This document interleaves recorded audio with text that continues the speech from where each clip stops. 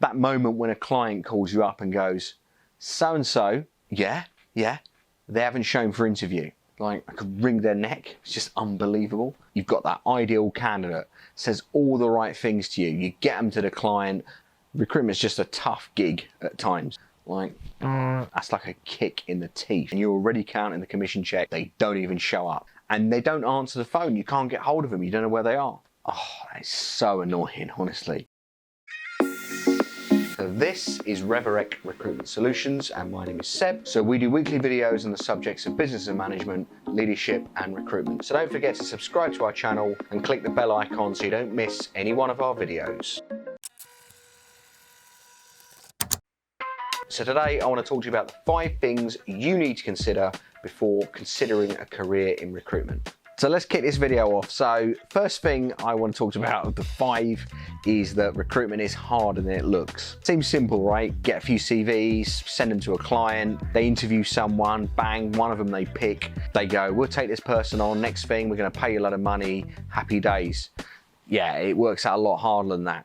What happens is, whenever you join recruitment, you look around, you'll either find yourself in the spot where straight away, beginner's luck, everything goes for you, or nothing goes for you at the beginning. If there's beginner's luck, you can think this doesn't look as easy as it is, and then all of a sudden, at some point, there's a big kick in the teeth. That kick in the teeth could be someone leaving the job before you get your commission check, some fantastic client, who loves you, and all of a sudden, you have a no-show for interview and the client doesn't want to know you anymore. You could have spent hours and hours, days and days trying to get a client on board. They finally give you a chance and you can't find anyone for them. You'll inevitably have a really hard period at some point when you join recruitment. And if I'm being honest with you, there won't just be one hard period. There's going to be a lot of hard periods. You're going to get used to that in the job. It's kind of a career of some great ups and some big downs. If you don't like rejection, having people waste your time, if you don't like being spoken to like you're a parasite, working long hours, if you don't like having to put yourself out for other people who are only going to waste your time, don't join recruitment. Simple as that. Just don't join recruitment.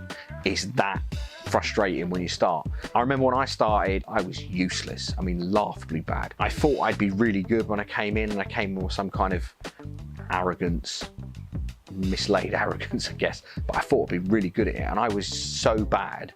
It was just ridiculous. I didn't have a clue what I was doing, and it dawned on me within about 3 days that, that initial kind of, oh, this won't be that hard, I'll work it out. I'm not gonna struggle too much at this, how hard can it be? And then all of a sudden, 60% of people in their first year in recruitment will quit the job.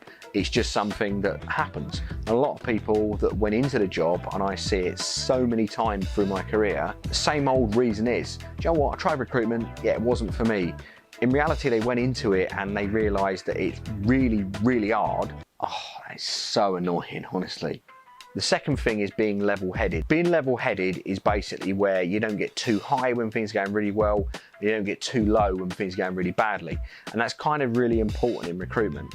I don't think it's really something that's very much spoken about. I remember when I was trying to get in recruitment, I couldn't find much content on it. People just spoke about, oh, it's a really great career, and there wasn't really anything, honest about it really. It was just kind of, everyone was trying to sell it to you. And for me, I was someone that's, I'm not saying prone to emotion or anything like that, but like most people, you've got a breaking point.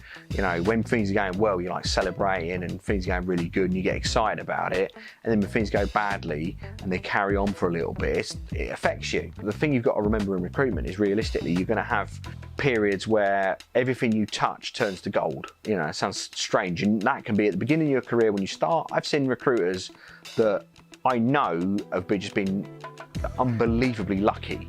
Unbelievably lucky. They've had, first 3 months they've come in, they've gone and billed loads of money, and they didn't have a clue what they were doing. They weren't doing anything particularly brilliantly, they weren't doing anything particularly correctly, and just got really lucky. And I've seen recruiters that you thought they could be really, really good at this, and then all of a sudden start and they've been terrible. But inevitably over a period of time, it will level out, and you'll have that periods where everything you do turns to gold, and have periods where everything you do goes to pot, except that it's just one of those jobs which has highs and lows. That's it. And if you're quite neutral about it, you're quite level-headed about it, you'll be fine. But if you're not and you can't control your emotion and you get really down about it, you'll just create yourself a reason for leaving the industry and you won't stay in the job for very long, and that'll be the long and the short of it. So the third point is to be goal orientated. Now, a goal orientated person is someone who has ambition first and foremost to get fulfillment. Goals, when you see them, and I never get this stuff on social media, friend goals, couple goals, it's like just absolute nonsense. Early on when you get a career in recruitment, you can earn a lot of money. But when you get into recruitment, you've got to be goal orientated. This idea of setting your goals at what you think is realistic for the here and now isn't going to stretch you. Goals should be about achieving something which is in the short, medium and long term. So you'll have a long-term goal of what you want your life to look like. Don't paint a picture which is going to impress other people. If you build goals around your Instagram account, it's pointless. Short, medium and long-term goals have to be about, first and foremost, about things that actually matter to you. Long-term goals are basically, first and foremost, about how you want your life to become. And long-term goals aren't something you can really put a time scale on. They could be 10 years away, 20 years away, 30 years away. What do you want your life to look like? Don't sit there and go, well, I've got to stay in the realms of reality. I think I'd like to get a 3-bed house one day. Would you really want a 3-bed house, or would you want a mansion? Well, I'd like to go for a mansion, but I don't think that's very realistic. If you set your long-term goals, I want to have a mansion, a massive yacht, and a private jet and stuff, and you don't go and achieve those things, but you give it your best shot, you're probably going to have a lot better house than a 3-bed house. You're probably going to go on a lot better holidays. If you're going into a job you can earn a high amount of commission, you need to set certain goals which are going to stretch you. Really, the earning potential in recruitment, if you get the right company, the limitations are in your own hand. So if your long-term goals are, right, I want all those things, and then you don't go and achieve them, chances are you're probably not going to fall that far short, or even if you do fall far short, it's going to be a lot better than what your realistic expectations are, for example. Stretch for what you really, really want in life. No one's ever going to regret giving it their all. If you gave it your all, gave everything you've got, and you all got you to a certain limit, the worst case scenario you're going to think is, well, do you know what? I did everything I could do. I've got no regrets in it. I tried everything. If you don't set your sights high enough, when you realise later in life you could have done something about it, what a waste of time. You know, anyone who's ever been ultra successful in life, they had a goal and a vision of being ultra successful in life. They didn't just get there and become billionaires through going, well, I'm not going to aim for that because it seems unrealistic. They'll go, I'm going to give it a go. And most people won't make it. They won't become a billionaire. That's just because it's just the statistics of it. The chances of doing that are unlikely. Unless you give it a go, you're never going to have a chance anyway. So you might as well just set your goals really high and see how far you can go. And if you get there, brilliant. If you don't, you're probably not going to have a bad life anyway. So you might as well give it your best shot. Why not? So the fourth thing is that recruitment is a thinking person's job. Recruitment is not a simple job in that if you do A, B will be the automatic outcome. It doesn't work that way.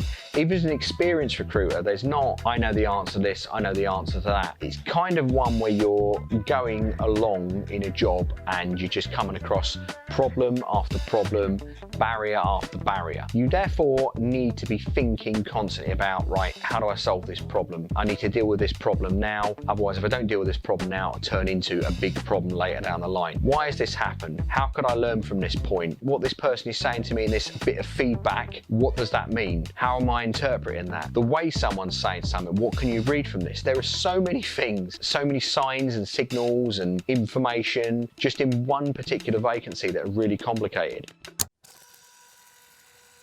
It's a thinking person's job. The final thing is the company you want to work for. In recruitment, it's really important you find the right company to work for. Good commission in recruitment is probably 20% upwards, 15% kind of middle. Really, you're looking at the earning potential. That's it. What's your biggest biller earn when you go to a company for interview? What's your biggest billers make? And if their biggest billers are making a lot of money and you look at the number and you think, and common sense will tell you, that sounds like a lot of money, then you're probably onto a winner. If you want to get anywhere and you want to make money, you really want to go to a consultancy, not a high street agency. If you're doing high street agencies, they'll do low-level jobs. Low-level jobs are not difficult to find, therefore the clients don't pay massive amounts of money. You want to be going for jobs which pay high salaries that are fairly difficult to find but are doable, and you want to be looking at a reasonable amount of regularity. If you balance it out right and you're taking all those factors into account, then you can make yourself quite a lot of money. So you need to find that. Go to companies that are decent for you, that will train you, know what they're talking about, and have a track record of training and developing people. Go to a company that can train you and develop you to do the job properly so you can make money, and that have successfully trained people that they've been able to retain in the business that are now billing a lot of money. Good billers in recruitment bill 200k upwards realistically, okay? Decent billers can do 120 to 150k, and there's no shame in that. Companies where their best billers are doing 60k or under a year, yeah, they just don't bother. It's no disrespect, but your commission percentage out of that won't be much. So you need to find the right company, but join a company that's gonna get you somewhere. Don't join a company because the ping pong table's nice or it's convenient. If you really want a career in recruitment, go to a company where you can learn what you're doing correctly, especially your first company you go to. So that pretty much sums up the 5 key points you need to know if you're considering joining recruitment. If you like this video today, do subscribe to our channel and don't forget to click the bell icon. And maybe you think there's other content that you want to see from us.